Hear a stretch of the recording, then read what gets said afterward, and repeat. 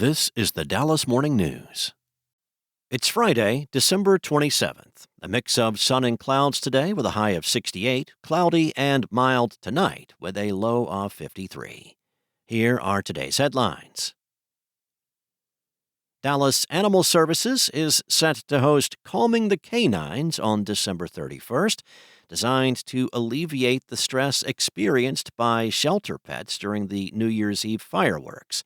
The event will begin at 10:30 p.m. and finish up around 12:30 a.m., and DAS is calling on the community to participate in the initiative. The loud and sudden noises from fireworks can be distressing for animals.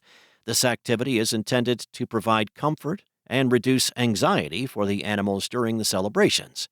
Attendees are invited to bring their own books, folding chairs, or yoga mats to sit comfortably while they read, sing, or play instruments to the shelter pets.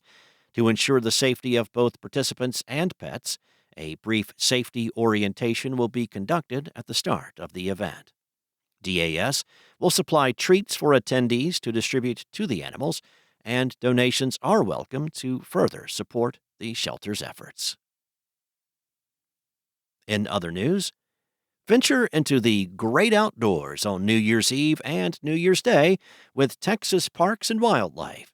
The state agency will once again host First Day Hikes, a way to start the new year and those resolutions for better health on the right foot. The idea is simple: put down the champagne, lace up your hiking boots, and go for a hike. In North Texas, Ray Roberts Lake State Park, an hour north of Dallas, is hosting its second Tri-Park-A-Thon. Attendees can choose to join for nearly a full day of activity or just a leg of the journey. The first hike is at 9 a.m., the second is at 11, and then again at 1:30. Each hike is between 2 and 5 miles. Hikers who complete all 3 hikes receive a prize. Dress for the weather, bring water and trail shoes, and make a reservation prior to arrival. Check out all the details in this article at dallasnews.com, and make sure to check out the Go See DFW calendar for other fun events to start off the new year. Next up, what makes Plano one of the best cities in the country to raise kids? Well, for many, it comes down to affordability, education, childcare, family fun, and socioeconomics. This year, personal finance company WalletHub ranked Plano the 4th best city in the country to raise a family. The firm compared 182 U.S. cities across 5 categories and used 45 metrics across those categories to score each city. Plano ranked 4th in the country for socioeconomics, 5th for health and safety, 7th for affordability, 29th for education and childcare, and 74th for family fun. While parents sometimes find it difficult to find affordable housing in the city, they celebrate its schools, quality of life, safety, and convenience. What was once considered a suburban community is now an established city in its own right, with a population close to that of Orlando, Florida.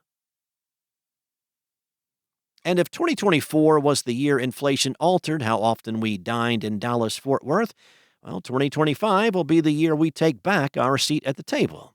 Emily Williams-Knight, president and CEO of the Texas Restaurant Association, said, "Cautious optimism is the catchphrase in the new year." About 45% of Texas restaurateurs surveyed by the National Restaurant Association said they expect higher sales in 2025 than in the previous year. Another 40% of restaurateurs expected to do about the same as they did in the previous 12 months. After nearly 5 years reeling under the weight of the pandemic, and after thousands of restaurants closed in Dallas-Fort Worth, can we call that a win? Well, the upcoming year will bring a delicious roster of food for all of us, with barbecue, burgers, and tacos on menus. And we're pleased to report that 3 of our most exciting new restaurants and bars of 2025 boast great eats from sunup past sundown, showing an upswing in all-day cafes. Thanks for listening.